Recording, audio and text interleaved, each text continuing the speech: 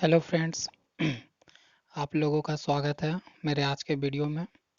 तो चलिए आज का वीडियो स्टार्ट करते हैं। इससे प्रीवियस वाले वीडियो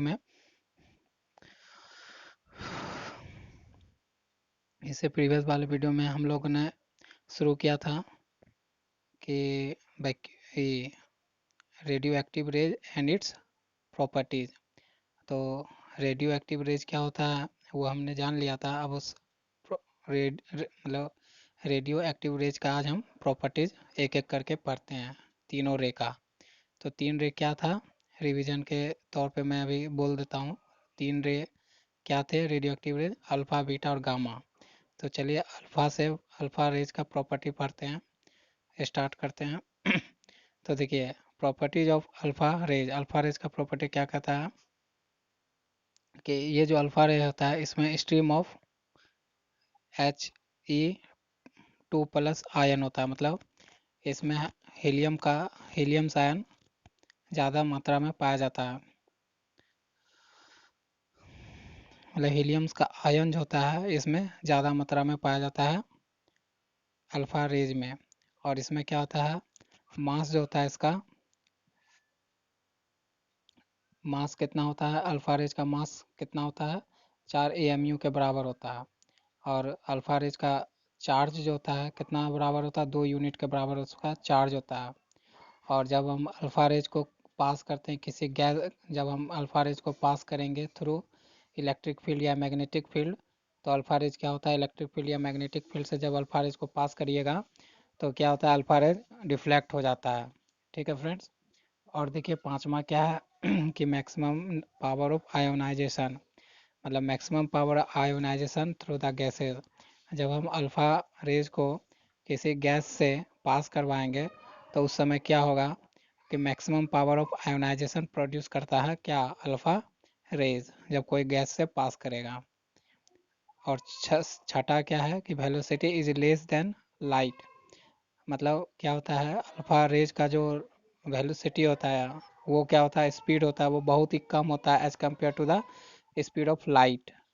ठीक है। जैसे मान लीजिए कि अगर 10th मतलब 10 भाग है लाइट का, तो उसको रेशियो में अगर हम स्पीड बयां करना चाहते हैं अल्फ़ा रेज का, तो 1/10 of the velocity of light in vacuum. मतलब लाइट का जो वैक्यूम में स्पीड अगर 10 है तो अल्फ़ा रेज का लाइट मतलब अल्फ़ा रेज का स्पीड क्या होगा, लाइट के कंपेयर में 1 होगा, 1/10।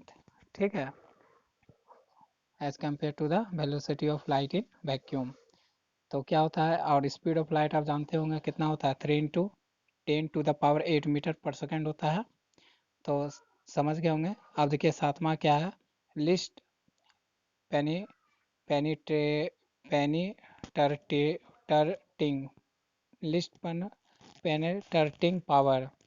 तो क्या होता है कि अल्फा रेज का जो है बहुत ही कम पेनिट्रेटिंग पावर होता है। मतलब पेनिट्रेटिंग पावर, मतलब पेनिट्रेटिंग का मतलब क्या होता है, भेदना। मतलब कोई भी चीज़ जैसे हम भेदते हैं, जैसे कोई सुई लिए और सुई से कोई चीज़ में उसमें घुसा देना, तो उसी को क्या होता है, पेनिट्रेटिंग बोल रहा है, पेनिट्रेटिंग पावर। तो अल्फा रेज का जब स्पीड मतलब उसका जो स्पीड बहुत कम है, वेलोसिटी कम है, तो पेनिट्रेटिंग पावर भी क्या होगा, कम ही होगा। भेदने, कोई भी चीज़ में भेदने की क्षमता बहुत कम होगी। ठीक है। तो as compare to the beta and gamma rays से बहुत कम होता है अल्फा रेज का पेनिट्रेटिंग पावर। अब आइए हम पढ़ते हैं properties of beta rays. Property of beta rays क्या कहता है, तो बीटा रेज क्या होता है, ये stream of fast moving electron. ये क्या कंटेन करता है बीटा रेज, तो इसके पास होता है फास्ट मूविंग इलेक्ट्रॉन्स का, मतलब ये कंसिस्ट करता है। ठीक है, बीटा रेज। और बीटा रेज के पास जो मास होता है कितना होता है, इलेक्ट्रॉन हैविंग मास ऑफ, जितना इलेक्ट्रॉन का मास होता है उसी का कितना भाग होता है, 1 भाग होता है। 1/1836 AMU के बराबर इसका क्या होता है, बीटा रेज का मास होता है। चार्ज कितना होता है बीटा रेज का, तो 1 यूनिट होता है, चार्ज ऑफ 1 यूनिट। मतलब बीटा रेज का चार्ज कितना होता है, 1 यूनिट होता है। और इसका क्या होता है, less power of ionisation through the gases. अगर किसी गैस से बीटा रेज को हम पास करेंगे तो उसका जो आयोनाइजेशन पावर होगा वो as compare to the alpha rays बहुत कम होगा। ठीक है दोस्तों। यहाँ तक आप समझे होंगे दोस्तों। दोस्तों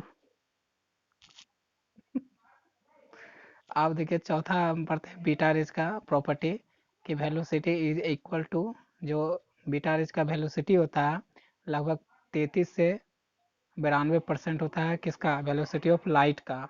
मतलब जो वेलोसिटी होता है बीटा रेज का वो बराबर होता है 33 से 32% of the velocity of light. ठीक है, मतलब स्पीड ऑफ लाइट इसमें कुछ होता है।